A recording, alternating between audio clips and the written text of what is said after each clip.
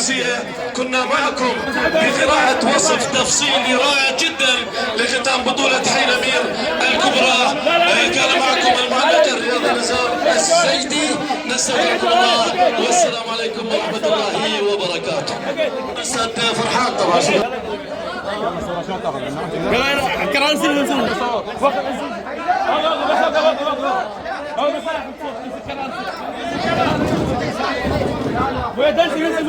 يلا شباب يلا يلا كرار يلا كرار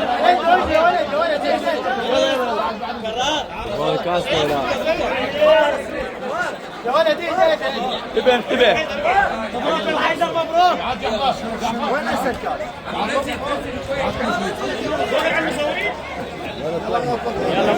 يلا